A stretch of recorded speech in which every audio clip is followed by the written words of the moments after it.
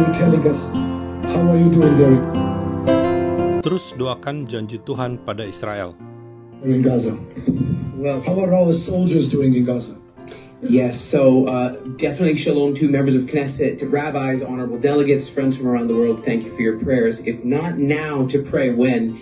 And there is definitely a fervor. There's a seeking of Elohei Israel at this time, because you look into the void. When you see death, you see darkness, and there's something in your soul that it's hard to explain, but you start to say, wow, my friend died in the Yechidat Yalom, and so I'm a combat engineer in the elite unit of the combat engineer corps called Yalom, and let's assume something exploded and he's no longer with us. So I just put my hands on the dirt, ashes to ashes, dust to dust, and I just thought, wow, he's no longer here. And this jolted something in, not only in me, but friends around the world. There is a huge work ahead of us with comfort. Yes, comfort you, my people. That's a command, Isaiah 40, verse 1. And the whole nation, as you know, is going through this. But for the soldiers right there, looking into that eternity, I say that they need those prayers. They need those prayers. The people want the tefillin, they want the tzitzit, and they want really to feel this family of faith.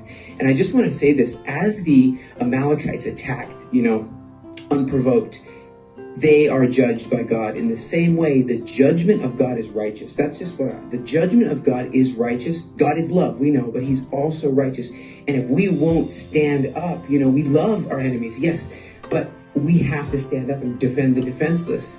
And that is righteous, and God is righteous. And just this, as we have a journey ahead of us still, I know many haven't been able to go home, and you're on adrenaline, and you're going forward like this, and you don't get to see home. As soon as you see home, it's almost like, wow, I don't want to go back there ever. But I want you to just keep them in prayer as this. It's not about adrenaline. It's about, we serve a living God of Israel, this country. Nothing is going to take away the promises. Not Hamas, not Islamic Jihad. Nothing will stop the promises of God over this place. And so keep praying the promises over Israel, and pray protection over the troops, but also strategy, also wisdom over the troops. Also the medical personnel. I mean, they're working day and night, no stop, trying to save lives. And so many have lost eyesight, limbs. I mean, it's hard, it's real. So pray over the medical staff, pray over the decision makers, pray over the journey of restoration that this nation is going to have to go through, and the return of the hostages, of course. And this is a cliche, but there is light at the end of the tunnel.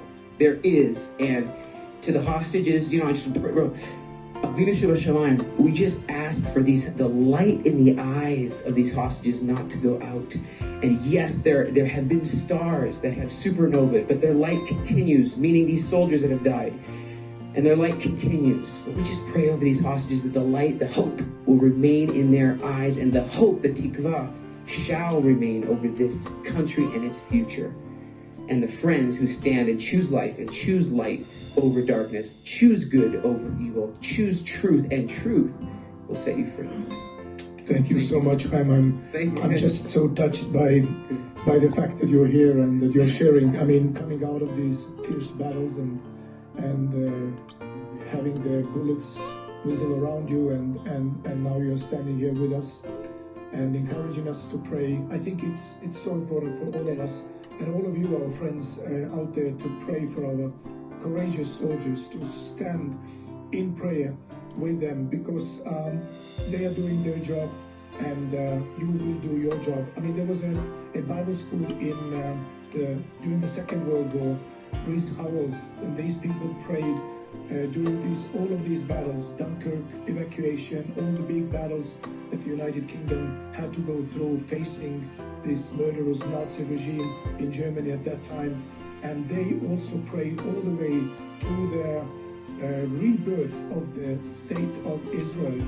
And they were able to see the greatest miracle of the 20th century. They were able to see the greatest miracle that the Bible promised that the Jewish people will not just come back to this land but have their country, and Israel is forever. And I'm so happy to proclaim it, standing beside a soldier coming from the Gaza Strip and saying Israel is forever.